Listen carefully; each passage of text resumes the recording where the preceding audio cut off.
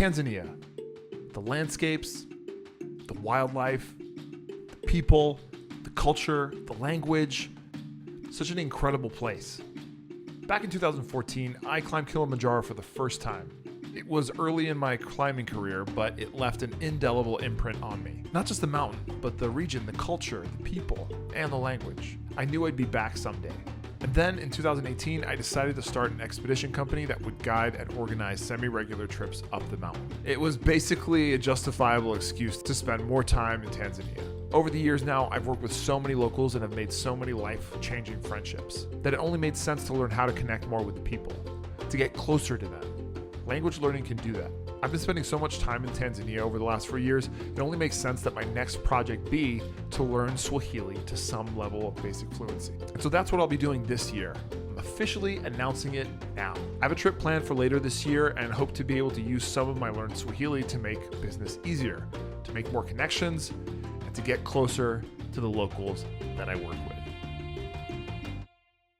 What's up, Memo fam? Nelson Dellis, 5-time USA Memory Champion here, Swahili, or Kiswahili in Swahili. Does that make sense? Now, Swahili is spoken by almost 20 million people in Africa, mostly East African countries like Tanzania, Kenya, Rwanda, Burundi, Uganda, South Sudan. I might have missed a couple there. Every time I run a trip, I feel so ashamed that I barely know a lick in this language where I do business. And I always pick up a few things along the way, but I've never given it my full attention, my full mnemonic power effort to learn this language. So I'm going to do that in 2022. Pretty cool. Now, what's the process going to be? Well, I'm going to do it very similar to how I did it with Dutch because that worked fairly well for me. The only thing I would do different, and I mentioned this in my recap video back in 2019, was I started with just using the Drops app to learn over 2,000 words in Dutch. And then I started trying to learn the language, working with a tutor, speaking it, trying to read it. And I think that was a mistake. I think this time around, I'm going to use Drops to learn the vocabulary, but also at the same time, start working with a tutor almost immediately. For those of you who don't know, Drops is an app that is free to use. You can pay premium to get no ads and all that stuff, but it's a great, beautiful app that allows you to learn vocabulary. And the idea behind it, because I've said this before, I don't believe that you can be fluent in a language just by studying vocab. Do you need to study the vocab? Do you need to memorize the vocab? In my camp, where I memorize anything, yes, I'm going to use my advantage, my memory techniques that help me remember things really quickly to help me get more words in my arsenal. But that's not the end of the equation. Obviously, you have to do a lot more work to learn the grammar, to practice speaking for it to become automatic. Blue, blah, flu, flank. But I always believe that any point of entry that makes learning language easy and effortless, even if it's not actually getting you to that final fluency that you're looking for, is a win in my book. And especially something that you can be consistent with, this app is it. All right, so at first I was gonna actually just go through the app and go through a module with you guys and kind of show you how I would go about it. That's a bit boring, right? I think we should do something a little bit different. You know, this is an announcement video.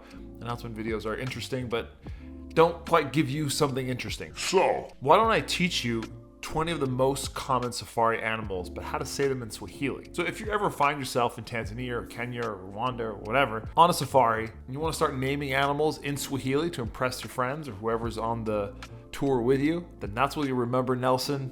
He taught me those animals and now I know them. One little thing I want to get out of the way is that you'll find that with Swahili especially, it's so different from any other language that I know. So on one side, it's tricky because these words are ones that I've never seen before. There are no freebies. They are ones that I have to memorize because they are a completely different word from anything that I've ever heard. But on the flip side, because they are so novel, it actually enhances, in my opinion, making the mnemonic more memorable because you can have a little more fun with it. The crazy things that it reminds you of and sounds like in the languages that you do know can make for some really interesting imagery. So you'll get some good insight into how I do this. All right, let's begin. Let's start with lion, which is Simba. Yeah, Simba. Believe it or not, Lion King was teaching you Swahili when you were watching the film. Lion means Simba.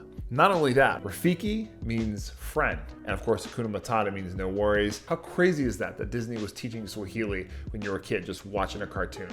Next one is elephant. And the word for that is tembo, which reminds me of someone yelling timber. Kind of sounds like that. And imagine if an elephant, huge elephant, was falling over, someone would be yelling, Tembo! Tembo! Leopard is chewy. It's kind of funny. So imagine maybe this leopard is made of rubber and you try eating them, it's super chewy. Buffalo is nyati. So I would picture a buffalo, you know, horns and all on the game reserve, just being super naughty. And then rhino is kifaru, which I can't really think of anything right off the bat unless I break down the word into smaller syllables. So I might think of ki, far, ew. So imagine maybe on the rhino's horn, there's a set of keys and he flings it really far and maybe those are your keys and you just react by saying ew. So key, far, ew. All right, so let's do some other animals here. We got bat, which is popo. I'm gonna picture a bat wearing a police uniform, monitoring the nights. We got shark, which is papa. And I'm gonna think of, this is always drilled in my head because I have 3 little boys. Baby shark is played all the friggin' time in this house. Daddy shark, it's kind of the same as papa shark, right? So papa shark. We got turtle. The word for that in Swahili is casa, which, you know, turtle has a casa on his back, right? That's his house. Spanish, casa is house. All right, next is monkey. So that's tumbili. I think of a tomb with the name Billy across. Obviously, this monkey just mauled the crap out of a guy named Billy, and there, rest in peace, he lies. Tomb Billy. Snake is nyoka. So I think of like gnocchi, the pasta. So maybe mixed with some gnocchi are some noodles that obviously look like snakes. All right, antelope or deer is actually pa. So I might think of like a fatherly figure out of a deer. You know, he's got dad jokes galore, barbecuing all the time. He's got dad socks on. He's a pa. Next we have baboon, which is nyani. I just picture a baboon just yawning as if he's the most tired baboon I've ever seen in my life. He's nyani. Then we have cheetah, which is duma, and that kind of sounds like doom. So I'm just gonna imagine, you know, if you're being chased by a cheetah, pretty much doomed. Duma. This one's cool. I didn't know this, but crocodile is mamba. Think of the black mamba just riding off into the sunset on top of a crocodile. Black mamba. That's Kobe Bryant, okay? We have giraffe, which is twiga, kind of like twig with an A at the end. Giraffes have really thin necks, like a twig. Hippopotamus is kiboko. Again, we have that key sound. I'm gonna imagine a set of keys again. And then boko kind of sounds like BOGO, when you buy one, get one free, right? So maybe, you know, the hippo's got massive mouth. Maybe he's just got tons and tons of sets of keys in his mouth. And it's like, if you pick one, you get one free. So you get a key boko. All right, we got hyena. That's feces, which almost sounds like feces. And those hyenas are crazy, right? They eat anything. They laugh at anything, so they're just eating and playing and covered in tons of feces. All right, a couple more. We have ostrich, which is mbuni. Ostrich is like a weird-ass bird that you'd find out in the boonies, right? Mbuni. Creepy-ass bird, looks like a dinosaur, right? From the boonies, mbuni. We have warthog, which is ngiri, which kind of sounds like you're saying Gary. I'm just gonna imagine seeing all these warthogs on the reservation, and they're all just telling me, Gary? And Gary. That's like the only word they say. They're all called Gary. And then finally, let's do zebra. That's an important one. You'll see a lot of those. And this one's tricky because it's actually 2 words. It's punda milia. And punda is donkey. I think of like, well, you know, punda kind of sounds like panda. So if you have a zebra, he's striped like a panda, right? So punda. And then milia, well, you guys can imagine my wife, Leah. Milia. So maybe it's my wife on a zebra painted like a panda. Punda milia. All right, time for a little test. And we'll go through a few animals here, starting with a baboon. Nyani. Then we had lion, which was, Simba. Antelope, like your dad, socks, jokes, pa. Elephant, falling over, yelling, Timbo. And then you can go through some of these other ones and see if you remember what they are. You can refer back to the answers earlier in the video.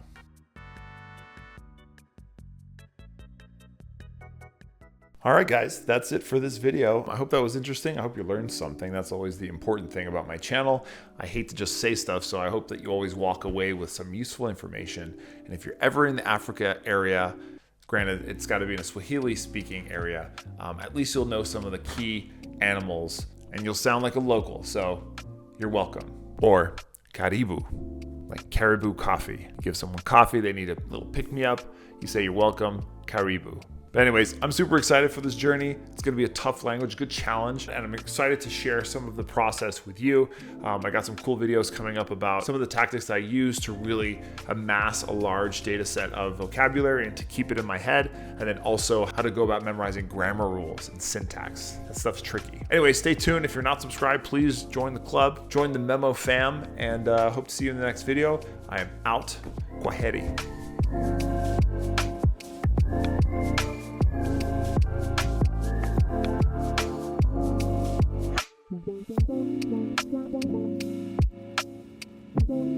Thank you.